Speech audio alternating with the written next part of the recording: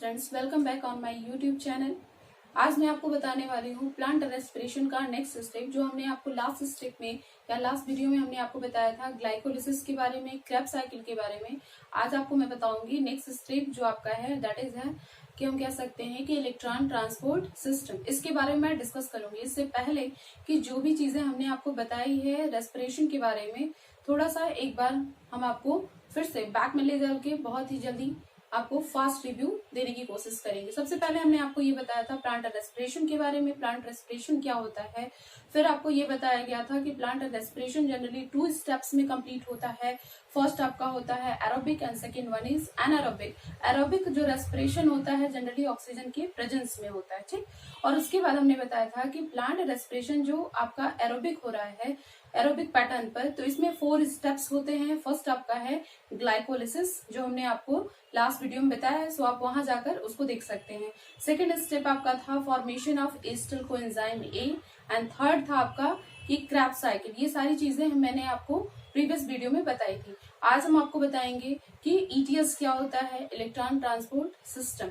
इसमें हम करते क्या है कि जो भी ग्लाइकोलिसिस, एस्टर कोएंजाइम ए या क्रेब्स साइकिल अब तक हमने करवाया, और उसमें जो भी हम एनर्जी का प्रोडक्शन करवाए हैं in the form of NADS2 and FADS2, इसको हम कैसे कन्वर्ट करेंगे ATP के फॉर्म में, और इसका यूटिलाइजेशन हम कैसे करेंगे, ये सारी चीजें हम ETS के थ्रू करते हैं। तो सबसे पहले समझते हैं ETS होता कैसे है। So how to convert NADP and FADS2 to ATP, इसको समझना है, ठीक है। सो स्टार्ट करते हैं। आपका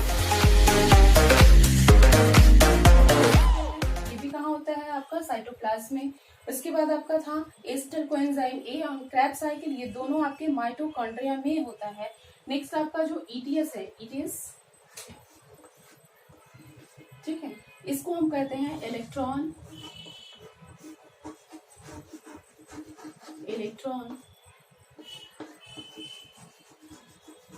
ट्रांसपोर्ट सिस्टम। ये आपका हो गया। ईटीएस जो होता है ये किसमें होगा, फर्स्ट पॉइंट वाइज अगर करें तो ईटीएस जो होता है अकर्स इन माइटोकॉन्ड्रिया होता है, लेकिन हम कह सकते हैं कि जो आपका इनर मेम्ब्रेन होता है माइटोकॉन्ड्रिया का, तो आप कह सकते हो कि इंटर स्पेस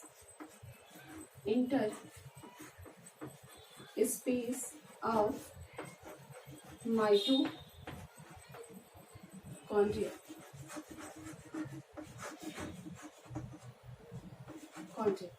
नेक्स्ट कि हम ईटीएस में करते क्या है, टू कन्वर्ट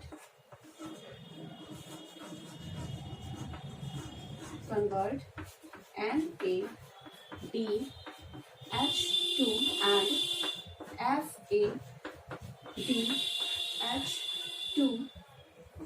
to ATP, ठीक।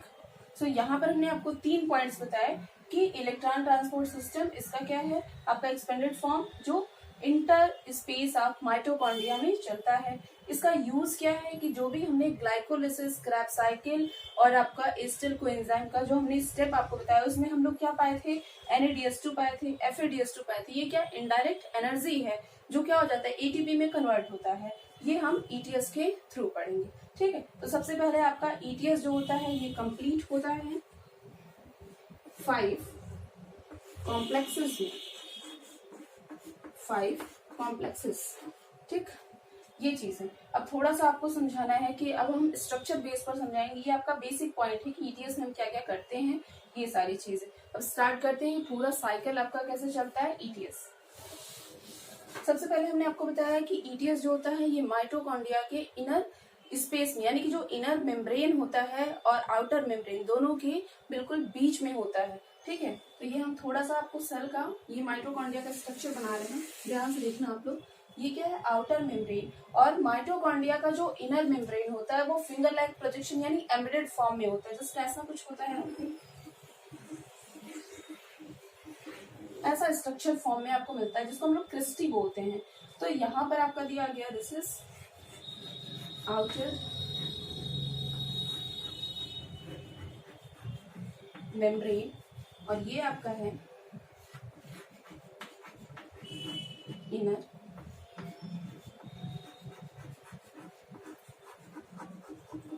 मेम्ब्रेन। और ये जो आपके स्पेस बच रहे हैं, ये स्पेस, इसको हम बोलेंगे inter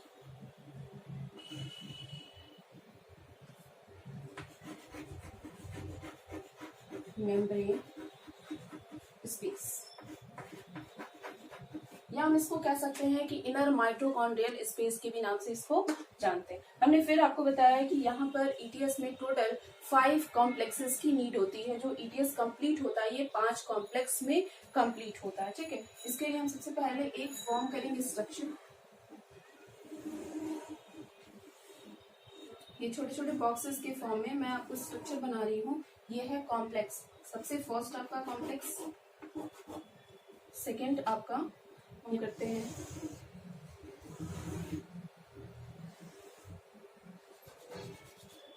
that is third, second, इसके बाद आपका होगा फोर्थ,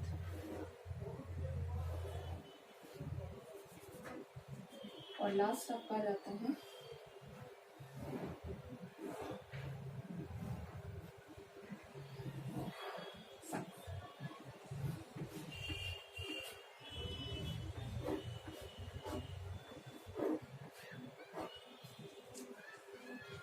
यहाँ पर टोटल कॉम्प्लेक्सेस आपको फॉर्म करने थे। यहाँ पर हमने आपको क्या बताया कि जो माइटोकॉन्ड्रिया का स्पेस है ये आउटर और ये इनर, ठीक है, और इसके बीच में जो स्पेस पाए जाते हैं इसमें क्या होता है टोटल 5 कॉम्प्लेक्सेस पाया जाता है। और ये कॉम्प्लेक्सेस में कैसे ईटीएस चलता है इसके बारे में समझते हैं, ठीक है। सबसे पहले हमने क्या बताया कि यहाँ पर क्या होता है, और ये जो पोर्शन है दैट इज माइटोकॉन्ड्रिया का ये मैट्रिक्स है, मैट्रिक्स, ठीक है। ये जो रीजन है आपका माइटोकॉन्ड्रिया का मैट्रिक्स, और इसी मैट्रिक्स में क्या चल रहा था, क्रेब्स साइकिल, क्रेब्स साइकिल, ठीक। और ये क्रेब्स साइकिल के अंतर्गत हमने क्या पाया था, 2 तरह की एनर्जी पाई थी, ठीक है। एक तरह में आपको क्या मिला था, यहाँ से NADH2 यहाँ मिला था आपको, और नेक्स्ट आपको मिला था FADH2, ठीक। ये 2 तरह की एनर्जी आपको मिली थी, ग्लाइकोलिसिस, और उसके बाद आपको मिला एस्टर कोएंजाइम ए और क्रेब्स साइकिल। ये 3 आपके स्टेप में ये 2 तरह की इनडायरेक्ट एनर्जी मिली थी, और इसी इनडायरेक्ट एनर्जी को हम क्या करेंगे, एटीपी के फॉर्म में हम कन्वर्ट करते हैं। कैसे करते हैं ये सीखना है आपको। सबसे पहले क्या करेंगे कि ये NADH2 होता है, इसमें 2 आपके H+ यानी कि प्रोटॉन प्रेजेंट रहते हैं जो यहाँ ट्रांसफर होते हैं, ठीक है। यहाँ पर आपका देता है एक हाइड्रोजन प्लस यानी कि प्रोटॉन प्लस ऐसे रिमूव होगा यहाँ पर, और ये इलेक्ट्रॉन के फॉर्म में आपको यहाँ दिख जाता है, दैट इज इलेक्ट्रॉन। और ये इलेक्ट्रॉन मूव करेगा आपको नेक्स्ट में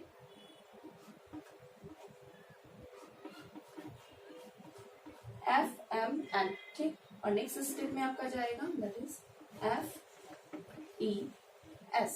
2 स्टेप में आपका ऐसे कंप्लीट हो जाता है, यानी कि NADH2 क्या हो जाता है, जो माइटोकॉन्ड्रिया के मैट्रिक्स में ऐसे रिलीज होता है थ्रू द क्रेब्स साइकिल। यहाँ से क्या होगा, ये मैट्रिक्स से हाइड्रोजन आयन रिलीज करेगा और इलेक्ट्रॉन भी साथ में रिलीज करता है, ठीक है, इलेक्ट्रॉन के फॉर्म में। और ये इलेक्ट्रॉन ट्रांसपोर्ट हो जाता है FN के पास, और साथ ही साथ ये ट्रांसपोर्ट होगा फिर आगे FES में। फिर नेक्स्ट स्टेप में आपको मिलता है यूबिक्विनॉन, और यहीं पर आपका सिर्फ और सिर्फ इलेक्ट्रॉन का ट्रांसफर दिखाया जाएगा कि इलेक्ट्रॉन कैसे एक कंपाउंड से दूसरे कंपाउंड में ट्रांसफर हो रहा है, तो फिर आपका यूबिक्विनॉन होता है। और नेक्स्ट स्टेप में हम देखते हैं कि ये यूबिक्विनॉन माइटोकॉन्ड्रियल स्पेस में बहुत सारे हाइड्रोजन आयन क्या होते हैं, ऐसे स्कैटर्ड फॉर्म में पड़े रहते हैं। तो ये हाइड्रोजन आयन क्या हो जाता है, यहाँ पर आकर जुड़ जाता है, और जैसे जुड़ता है तो ये क्या बना देता है, यूबिक्विनॉन H2, ठीक है, ठीक। इसमें कन्वर्ट हो जाता है और एनर्जी का ट्रांसफरेंस हो रहा है। और यहाँ जो आपका हाइड्रोजन पड़ा हुआ है, ये आपका जो हाइड्रोजन पड़ा है ये क्या हो जाता है, मूव करके इस स्पेस में आकर यहाँ स्टोर हो जाता है। फिर नेक्स्ट स्टेप में क्या है कि ये जो आपका दिया गया है यूबिक्विनॉन H2, ये जैसे ही कन्वर्ट हो जाता है फिर आपका कॉम्प्लेक्स नंबर 3 में, और यहाँ का जो आपका दिया गया है दैट इज हाइड्रोजन है, ये फिर क्या हो जाता है, यहाँ से एलिमिनेट होकर ये फिर कहाँ चला जाता है, इस स्पेस में ऐसे हाइड्रोजन के फॉर्म में। और यहाँ पर जो आपका दिया गया है जो यूबिक्विनॉन आपका जो बच जाता है, ये किस में कन्वर्ट होता है, ये देखना है आपको। ये यूबिक्विनॉन इसमें चेंज हो जाएगा साइटोक्रोम बी, ठीक है, साइटोक्रोम बी, उसके बाद FeS, उसके बाद नेक्स्ट आपका आता है साइटोक्रोम C1। तो इसके लिए आप ट्रिक बना सकते हो कि साइटोक्रोम बी फंस गई साइटोक्रोम C1 में, ठीक है। यहाँ तक आपको मिला कि यहाँ पर यूबिक्विनॉन किस में ट्रांसफर हो रहा है, यूबिक्विनॉन H2 में, और जैसे ही यहाँ पर क्या हो रहा है, इलेक्ट्रॉन का ट्रांसफर आपको दिख रहा है, यहाँ पर भी क्या हो रहा है, एक इलेक्ट्रॉन ट्रांसफर हो रहा है, फिर यहाँ से आपको एक इलेक्ट्रॉन ट्रांसफर, ये ट्रांसफरेंस आपको मिलता रहेगा, ठीक। फिर आपको दिया गया है कि साइटोक्रोम जो C1 है, ये C1 कहाँ मूव कर जाता है, आपको दिखेगा कि साइटोक्रोम C1 जो होगा नेक्स्ट स्टेप में, ये मैट्रिक्स वाले रीजन में आपको दिख रहा है, तो साइटोक्रोम C1 से ये साइटोक्रोम C में कन्वर्ट हो जाता है। फिर नेक्स्ट स्टेप में आपको मिलेगा साइटोक्रोम C से आपको मिलेगा साइटोक्रोम A, ठीक। नेक्स्ट स्टेप में आपको मिलेगा साइटोक्रोम A3, और फिर आपका ये इलेक्ट्रॉन का ट्रांसफरेंस यहाँ से आपको मिलता रहेगा, ठीक है। ये इलेक्ट्रॉन ऐसे ट्रांसफर होता रहता है, ठीक।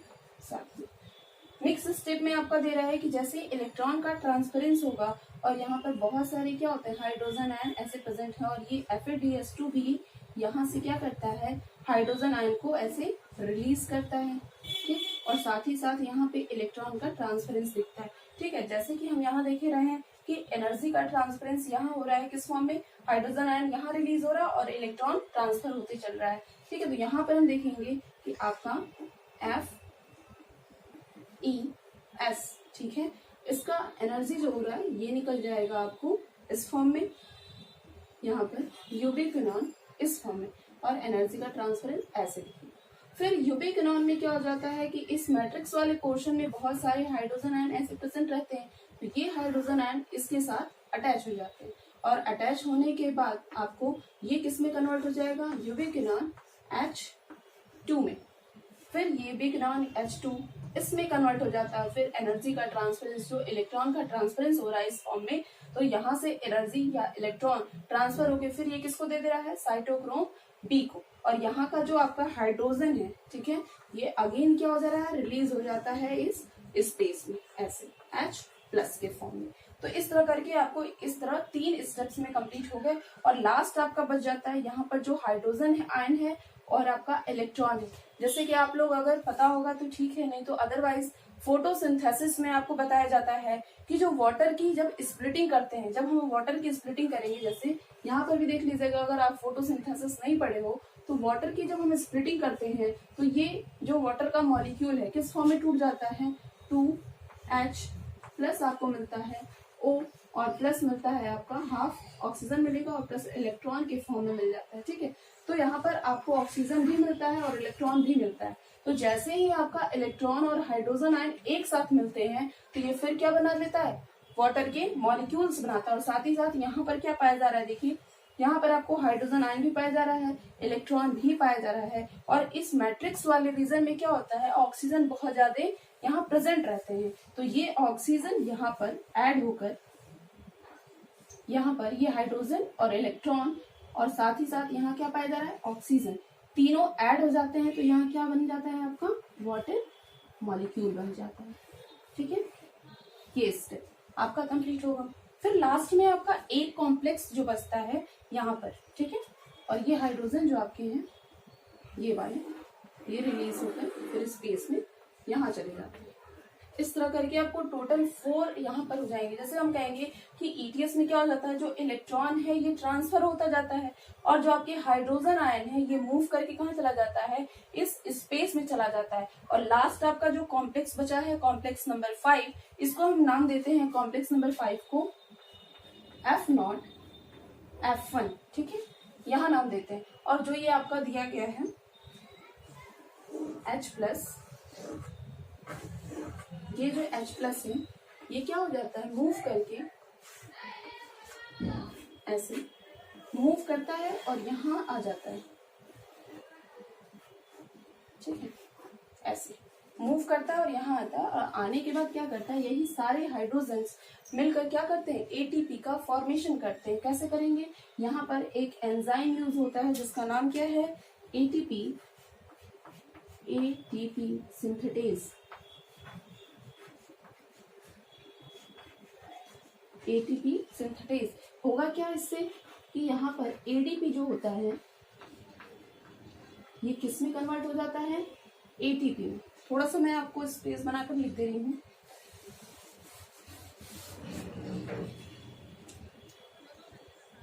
यहाँ पर आपको वाटर मॉलिक्यूल्स यहाँ मिल जा रहे हैं, ठीक, और यहाँ पर आपका जो दिया गया है दैट इज एडीपी, ये हाइड्रोजन आयन की प्रेजेंस में क्या बनाने लग रहा है, एटीपी। यही आपका लास्ट प्रोसेस हो जाता है, ठीक है, यहाँ पर, ठीक। तो ये हो गया आपका एटीपी फॉर्मेशन हो रहा है कैसे, इलेक्ट्रॉन के ट्रांसफर से, और ये इलेक्ट्रॉन कहाँ से रिलीज हो रहा है, NADH+ से और FADH+ से। तो इससे क्या हो रहा है, बहुत सारे हाइड्रोजन आयन यानी कि प्रोटॉन ग्रेडियंट और साथ ही साथ क्या हो रहा है, इलेक्ट्रॉन, ये दोनों का क्या हो जाता है, ऑक्सीडेशन और रिडक्शन दोनों प्रोसेस यहाँ पर पाए जाते हैं, और इस वजह से हम इलेक्ट्रॉन का और हाइड्रोजन आयन के रिडक्शन या हम कह सकते हैं ऑक्सीडेशन या ट्रांसफर को हम कहने लगते हैं ऑक्सीडेटिव फॉस्फोराइलेशन। तो हम थोड़ा सा समझेंगे इसके बाद कि आपको ऑक्सीडेटिव फॉस्फोराइलेशन क्या होता है, फिर फॉस्फोराइलेशन क्या होता है। थोड़ा सा इसको आप लोग देख लीजिए, अगर स्क्रीनशॉट लेना है तो आप ले सकते हो, ठीक है। मैं एक बार और रिवाइज कर दे रही हूँ बहुत फास्ट। यहाँ पर दिया गया है कि जो ईटीएस है ये आपका कहाँ पाया जाता है, माइटोकॉन्ड्रिया के बीच वाले स्पेस में, यानी कि आउटर और इनर मेम्ब्रेन है उसके बीच वाले स्पेस में ईटीएस साइकिल चलता है।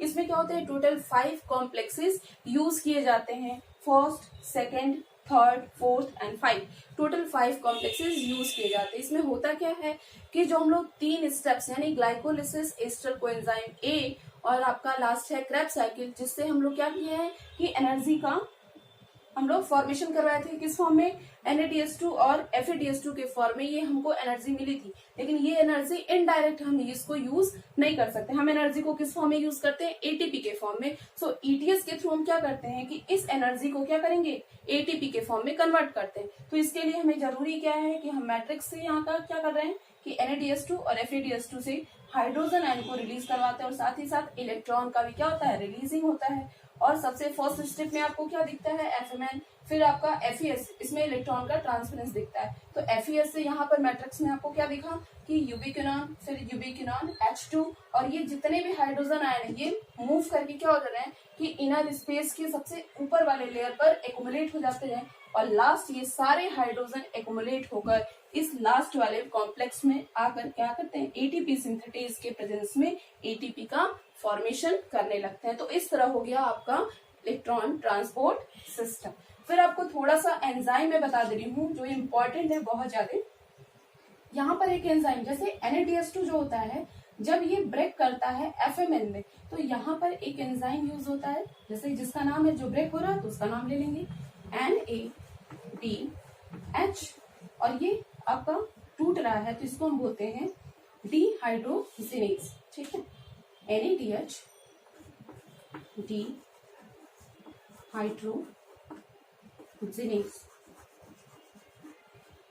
ये एंजाइम यूज होता है। उसी तरह FADH2 है तो यहाँ पर जो एंजाइम यूज होता है दैट इज FADH डिहाइड्रोजिनेज, ठीक। इस तरह करके 2 एंजाइम्स यहाँ हो गए और एक एंजाइम यहाँ, इस तरह करके टोटल एंजाइम्स, और ये इसका यूटिलाइजेशन, और ऐसे करके आपका ETS यानी इलेक्ट्रॉन ट्रांसपोर्ट सिस्टम चलता है, ठीक है। नेक्स्ट स्टेप में थोड़ा सा मैं आपको डिफरेंस बता दे रही हूँ कि सबसे पहले फॉस्फोराइलेशन क्या होता है, उसके बाद फोटो फॉस्फोराइलेशन क्या होता है, और ये ऑक्सीजन जो आपका यहाँ बताया जा रहा है, ये ऑक्सीजन ये कैसे एक्ट करता है।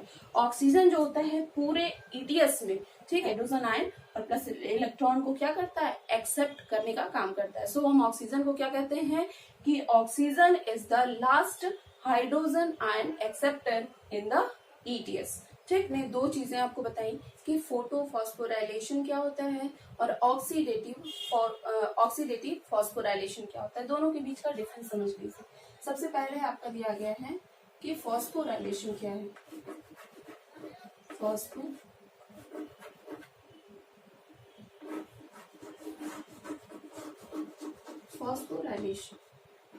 फॉस्फोराइलेशन क्या होता है ये समझना है। डायरेक्टली हम कह सकते हैं कि formation of ATP, presence of light. ठीक है, formation of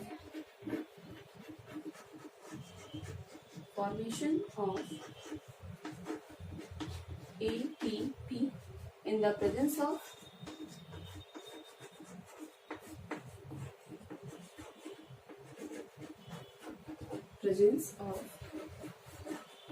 light.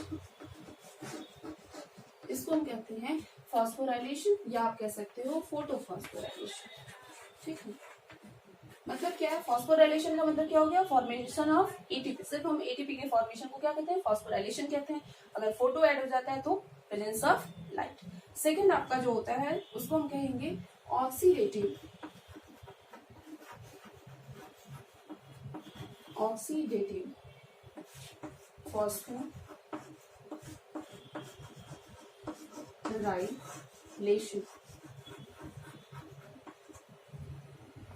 Oxidative phosphorylation ये क्या होता है, थोड़ा सा इसके बारे में समझ लेते हैं कि ऑक्सीडेटिव फॉस्फोराइलेशन। सबसे पहले कि ऑक्सीडेटिव फॉस्फोराइलेशन जो होता है ये कहाँ होता है,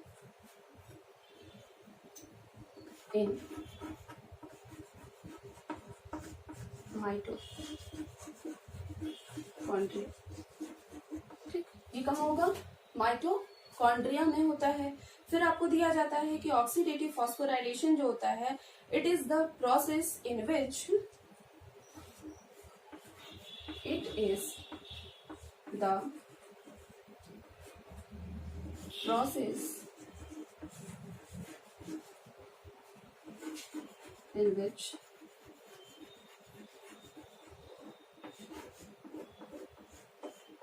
ATP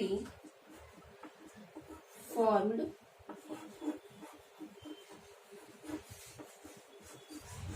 by the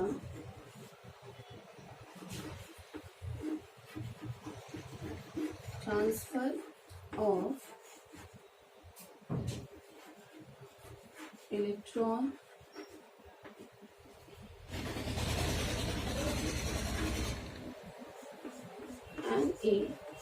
NADH या कह सकते हो FADH to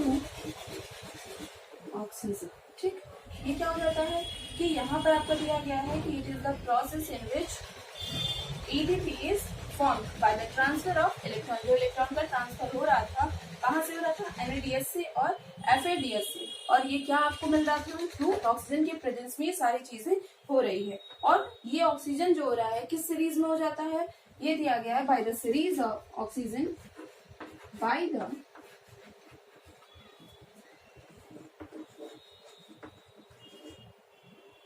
series of electron carrier। ठीक, यहाँ पर आपको बस लर्न करना है कि ऑक्सीडेटिव फॉस्फोराइलेशन क्या हो गया, ये माइटोकॉन्ड्रिया में प्रेजेंट रहता है और ये एक ऐसी प्रक्रिया होती है जिसमें एटीपी क्या हो जाता है, बनता है इलेक्ट्रॉन के ट्रांसफर से। और ये इलेक्ट्रॉन का ट्रांसफर कहाँ से हो रहा है, NAD आपका दिया गया NADH और FADH से। और इसमें क्या होगा कि ऑक्सीजन फॉर्म कर रहा है बाय द इलेक्ट्रॉन कैरियर के सीरीज के फॉर्म में। फिर आपको दिया जाता है कि जो ऑक्सीडेटिव फॉस्फोराइलेशन होता है ये आपके ATP सोर्स के लिए, यानी कि हम कह सकते हैं कि oxidative phosphorylation is the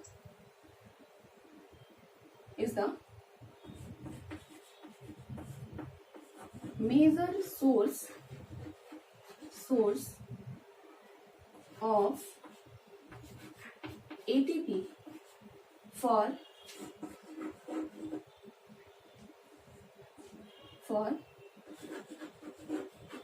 aerobic organism।